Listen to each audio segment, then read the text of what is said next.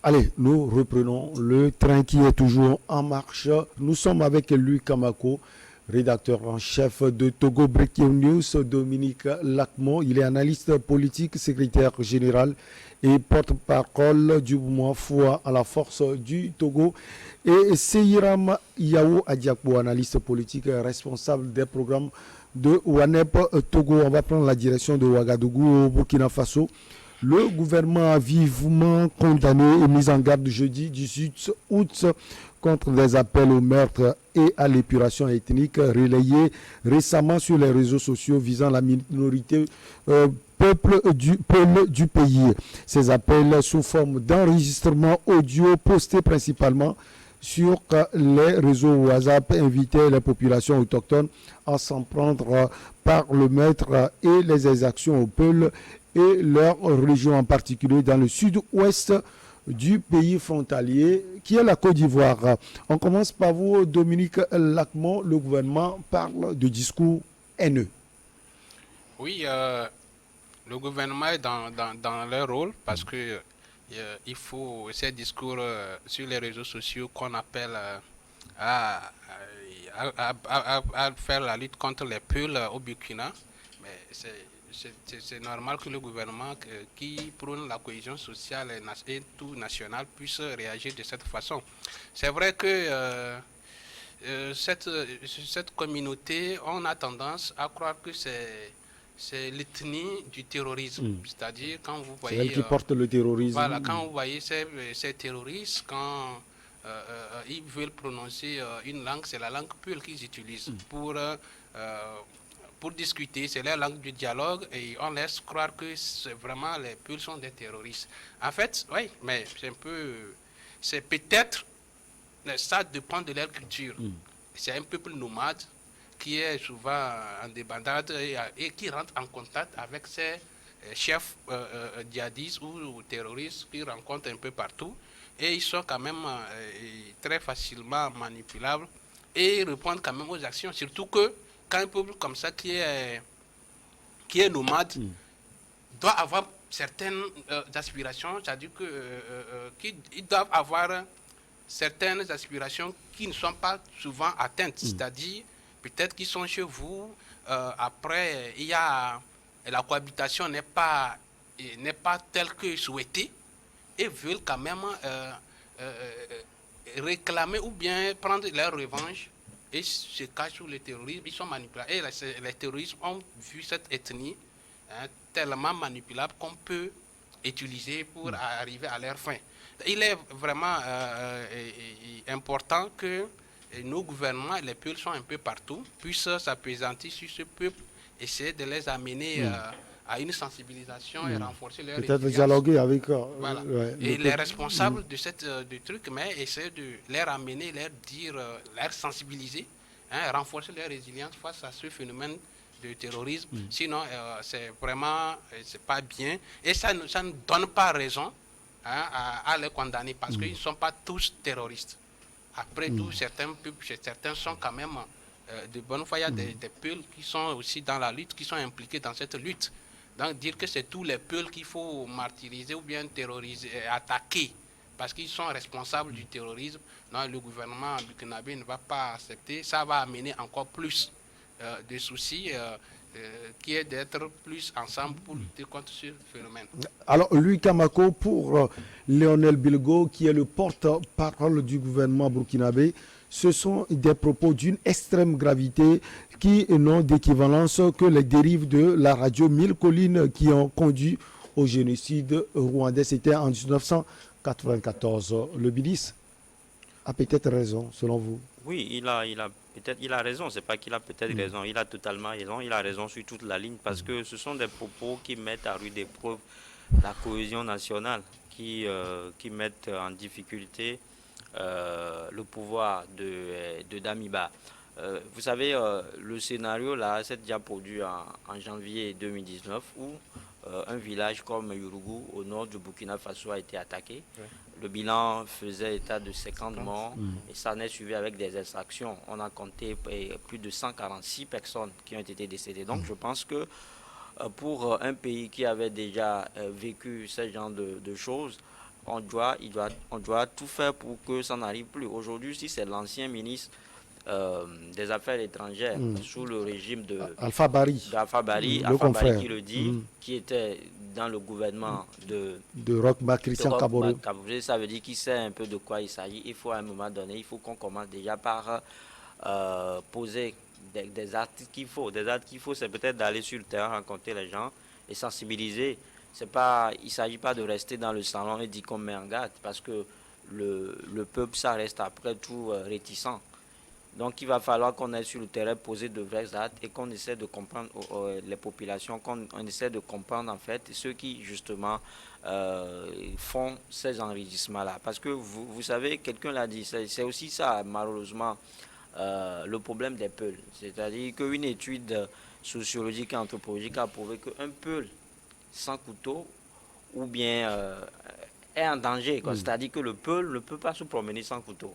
Donc c'est ça, c'est-à-dire que quand vous les voyez et qu'on vous dit que le port d'armes légères ou bien d'armes de petit calibre est interdit, eux, ils ne peuvent pas s'en passer. Ça fait partie de leur culture. Ça fait partie de leur culture. C'est comme vous voyez peut-être un diplomate français qui s'habille et qui ne met pas de cravate.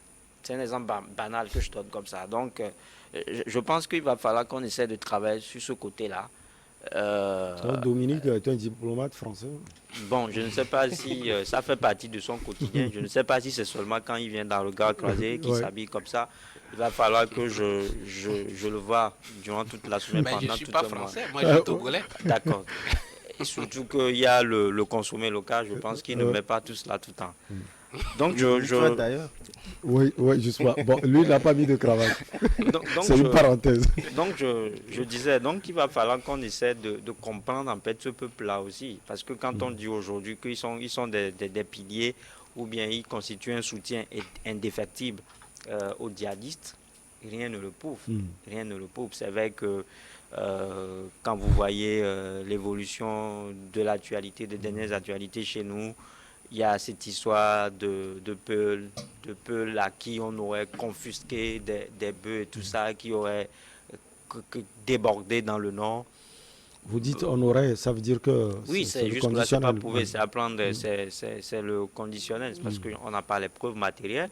On n'a pas les preuves matérielles parce que le gouvernement a fait sortir un communiqué faisant état d'une attaque terroriste. Tant que moi je suis homme de médias, je suis journaliste, je ne peux pas venir dire le contraire tant que je n'ai pas les preuves. C'est pour ça que j'emploie le... Vous parlez de preuves. Oui, je parle de preuves. J'ai toujours parlé de preuves. Voilà, j'ai toujours parlé de preuves. C'est lui, Kamako. Voilà, j'ai toujours parlé de preuves. Alors, vous n'avez pas terminé. Donc, excusez-moi. Il faut qu'on aille sur le terrain rencontrer les populations et comprendre justement les peuls. Et pour qu'à chaque fois, ils ne paient pas les frais de ce qu'ils n'ont pas fait, qu'on les innocente, qu'on les victimise innocemment. Voilà. Alors, il a dit, pour l'ancien ministre des Affaires étrangères, Alpha Barry, qui est également journaliste, il faut le préciser, il y a un risque d'une vraie guerre civile. Alors, lui, Kamako a touché quelque chose, cher Seyram Adirakbo, il est important aujourd'hui qu'on fasse un travail sur le terrain parce que les gens reprochent cela au pouvoir en place, ce pouvoir dirigé par Paul-Henri Sandaogo Damiba, parce qu'il y a une multiplication des attaques terroristes dans ce pays. Justement, à ce jour, il y a beaucoup d'attaques terroristes et comme Luc vient de le dire, il y a eu une attaque au Burkina menée par des individus armés non identifiés et qui n'a pas une attaque qui n'a pas été revendiquée. Et les représailles étaient de s'attaquer à un village de Peuls. Et on en a tué 50 et des bilans font état de 150 plutôt que de 50. La population Peul est aujourd'hui une minorité dans beaucoup de pays. C'est une population qui est éparse, qui est éparpillée dans l'Afrique subsaharienne. Tout le monde connaît au moins un Peul. Et aujourd'hui, nous avons également des Togolais Peul. Ils ne sont pas que des nomades. On a des communautés Peul qui sont autochtones, qui sont Togolais, avec qui on a grandi, avec qui on a fait les études, avec qui on a travaillé, etc. Donc les Peuls ne sont pas qu'une population nomade. Et en tant que tel, il est important que nous puissions cultiver la fraternité, la cohésion sociale. Ce que le ministre, le ministre burkinabé a dit, c'est vrai, parce que c'est comme ça que ça a commencé petit à petit au Rwanda. C'est vrai que l'histoire du Rwanda est très très complexe, mais c'est par l'appel à la haine, l'appel à la violence contre une ethnie que les génocides, l'un des génocides les plus sanglants de notre ère s'est déroulé. Et il faut faire très attention avec ça. Et quand ça commence, il est important de stopper cela très net. Et ils ont annoncé également qu'ils vont prendre des mesures avec le code pénal dans beaucoup de nos pays francophones d'Afrique subsaharienne, interdit les discours haineux, les appels à la violence et au meurtre. Et je pense que les mesures seront prises. Mais comme Luc vient de le dire, c'est important de mener un travail de fond avec les populations, les communautés. Au Togo, par exemple, selon nos études à WANEP Togo, les Peuls sont impliqués dans les conflits communautaires, notamment les conflits liés à la terre, les conflits de transhumance, comme nous le disons. Donc la perception du Peul vis-à-vis de la terre et la perception du paysan vis-à-vis de la terre, ce n'est pas pareil. Donc, il n'y a pas que l'aspect terrorisme, il y a aussi l'aspect cohésion sociale et paix communautaire. Donc c'est un travail de fond qu'il est important que nos gouvernements fassent auprès des populations pour cultiver l'acceptation de l'autre, mais également revoir un peu le côté du tracé des couloirs, le respect du tracé des couloirs de transhumance, parce que c'est comme ça que ça commence. La population pense que les Peuls viennent détruire ce que nous avons construit. Ils viennent détruire les bouviers Peuls viennent détruire ce qu'ils ont construit, et cela crée des tensions qui peuvent être instrumentalisées par les groupes extrémistes violents. Alors, pour certains analystes, la gestion sécuritaire, surtout du Burkina Faso, est une sorte de bérésinat total depuis la prise du pouvoir du président Paul-Henri Sandaogo Damiba. Alors, Alpha Bari, lui, il propose une solution.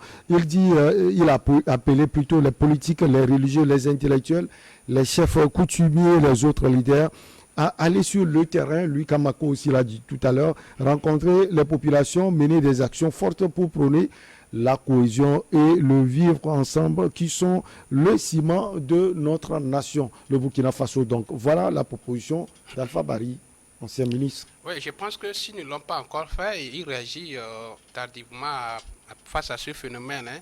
En fait, la lutte contre le terrorisme n'est pas seulement... on ne peut pas régler ce problème seulement par un mécanisme militaire. Il faut aussi des mécanismes souples, comme ça se passe au Togo chez nous ici, avec la mise en place des comités locaux de prévention de lutte contre l'extrémisme violent. C'est plus proche, plus proche des communautés, renforcer. Ça permet quand même de renforcer les communautés. De rapprocher les communautés aux forces de défense et de sécurité. Donc si le Burkina, c'est maintenant, il réagit par rapport à ça, je ne sais pas trop s'ils ont des mécanismes comme ça, comme chez nous au Togo. En réalité, c'est une bonne chose. Il faut que les leaders communautaires, les élus locaux et tous, les leaders religieux s'impliquent dans la lutte, et dans la prévention et lutte contre l'extrémisme violent. Sinon, ce n'est pas seulement la réponse militaire qui peut résoudre le problème de l'extrémisme violent. Vous n'êtes pas sans savoir que, d'abord, les terroristes, quand ils arrivent, et comme on l'a dit, ils trouvent des personnes sur lesquelles ils vont s'appuyer, ils vont les rendre radicaux, ces personnes-là. Maintenant, s'il n'y a pas une personne civile comme ça, qui peut aller, qui voit que cette personne est en train de... Il soupçonne cette personne, il peut lui parler et le ramener à la maison, à la raison. Des fois, la présence d'un militaire face à un civil, souvent n'est pas la cohabitation n'est pas comme ça facile, et ce n'est pas acceptable. Donc, la réponse non militaire sont souvent une réussite pour que les gens puissent comprendre, surtout à travers la sensibilisation des communautés, et puis leur appeler à la cohabitation et à la collaboration avec les forces de défense et de sécurité. Je pense que c'est une bonne chose pour prévenir et lutter contre l'extrémisme violent qui sont dans les manifestations, le terrorisme. Alors pour le ministre Lionel Bilgo, porte-parole du gouvernement burkinabé, il est question d'appel direct est actif au meurtre, à des tueries de masse, à l'épuration ethnique et à la sédition. Le ton et les mots utilisés donnent froid dans le dos et témoignent de la gravité de la situation dans ce pays. Lui, Kamako, le gouvernement dit qu'il va prendre des mesures. Lesquelles selon vous?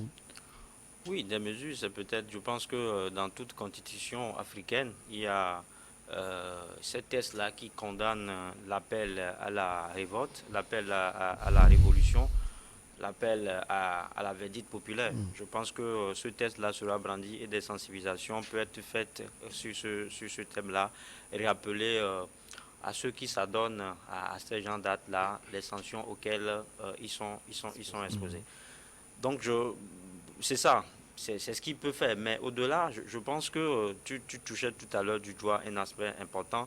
C'est vrai que c'est une situation qui est l'apanage ou bien qui est similaire dans presque tous les pays de la sous-région, parce que quelqu'un a évoqué tout à l'heure l'aspect transhumance, des boviers qui viennent avec leur bœuf et qui dévastent les champs des paysans, qui est souvent objet de conflit entre les peuples et les paysans, c'est ça. Mais je pense que la situation elle est encore plus particulière au Burkina Faso, juste parce que le contexte sécuritaire même s'y prête. Parce que le pays vit pendant environ 10 ans sous le poids du terrorisme. Les djihadistes ont élu domicile là-bas. C'est ce qui a fait que Damiba, à un moment donné, a fait un coup d'État à Roch-Christian Kaboré, que moi j'ai toujours condamné. Et c'est un coup d'État que j'ai toujours condamné parce que j'ai dit que c'est un coup d'État qui n'a pas de sens. Et aujourd'hui, pour vous, il est inutile. Il est inutile. Aujourd'hui, les faits nous donnent raison. Comme celui de la Guinée, peut-être. Celui de la Guinée, c'est différent. Celui du Mali, pour la Guinée, il s'est agi en fait de mettre fin aux ambitions démesurées d'un président vide du pouvoir, qui veut peut-être mourir au pouvoir, qui après avoir fait des années dans l'opposition, qui prend le pouvoir et au lieu de donner de l'espoir au peuple guinéen, veut s'éterniser au pouvoir. Et donc là, Doumbouya, pour le Burkina, il s'agissait de maintenir la sécurité du pays. Non, mais ça, c'est la Libye avancée par les Burkinabés. C'est tellement antinomique que je ne pourrais pas l'expliquer. Parce que Damiba, qui fait coup d'État à Roch-Christian Kaboré, qui venait nouvellement d'être élu, le sollicite. Non, pas le sollicite, mais fait partie en fait de ceux-là qui devaient aider le Burkina Faso à sortir de l'oignon. Damiba, c'est un officier. Donc en réalité, quand on parle de la sécurité du pays, il fait partie, c'est un élément, c'est un pionnier essentiel justement pour la sécurité du Burkina Faso. Mais malheureusement, il fait coup d'État à son président qui est nouvellement élu pour un défi sécuritaire qui demeure malheureusement d'actualité parce qu'il a pris le pouvoir. Mais les terroristes continuent pas à frapper au Burkina Faso. Ils n'arrivent pas à les contenir, ils n'arrivent pas à les maîtriser et ils débordent, ils viennent frapper au nord du Togo. C'est pour ça que je dis qu'à un moment donné, Damiba, on doit lui demander des comptes. Comme pour certains analystes, on doit demander des comptes également à Mamadi Doumbouya qui a participé à la répression sous Alpha Condé qui est devenu président. On va marquer la petite pause et on revient pour la suite.